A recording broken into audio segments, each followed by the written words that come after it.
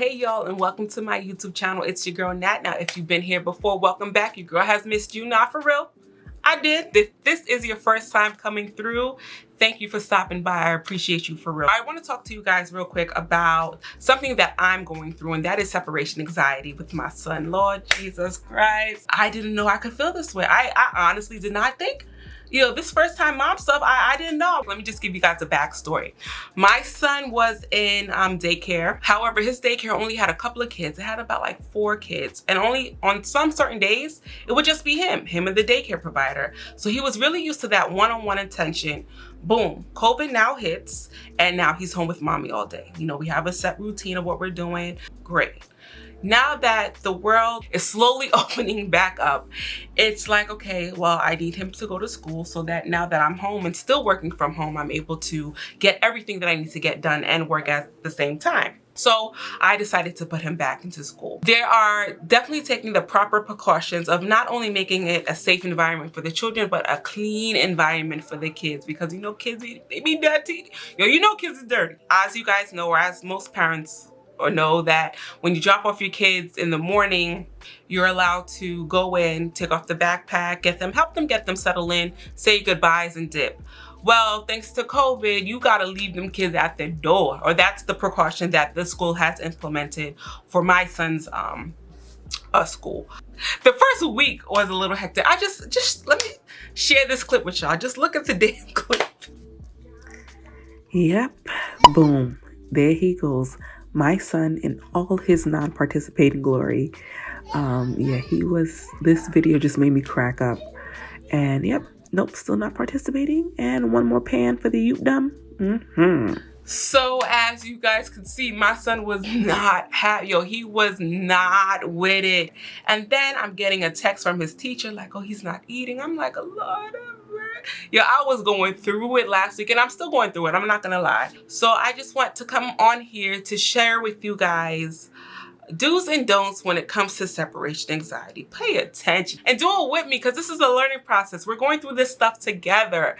So y'all help me out. All right, let's get into it.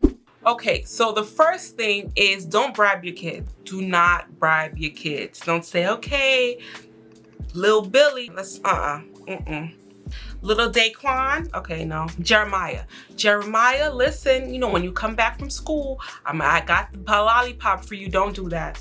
Don't do that, because now, from what I read, these kids now expect something every day once they come back from school. And if you run out of lollipop money, Jeremiah gonna be mad. So don't bribe your kids. Number 2, you want your child to see that you're comfortable with their teacher. Letting your son or your child see that interaction with you two, saying, you know what, this, now I feel better. My mom has talked to this one adult that I'm in the classroom every day with for a certain amount of hours.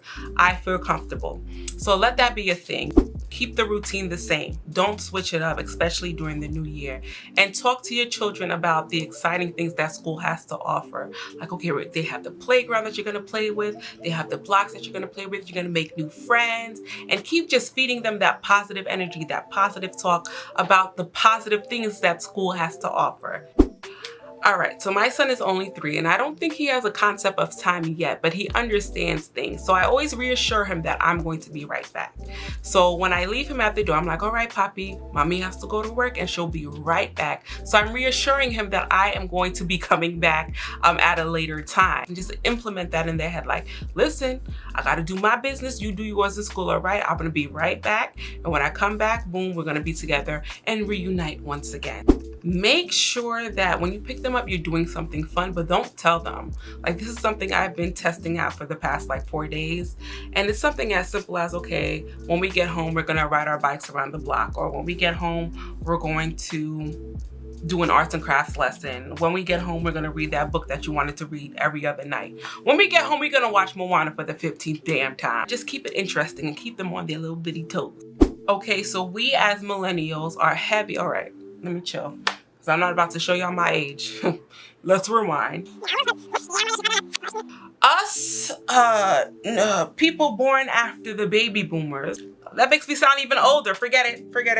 Cut. Social media, we know is huge. Instagram, YouTube, Facebook, Twitter, we get it.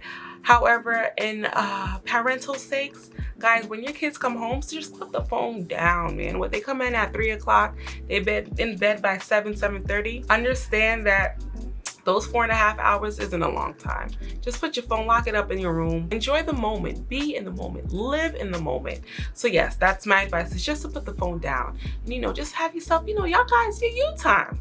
They ain't not gonna be little forever. So put the phone down. That is my tips for the do's and don'ts of dealing with separation anxiety. Any other parent that is going through this time, we gonna get through it. We gonna get through it. We gonna get through this school year.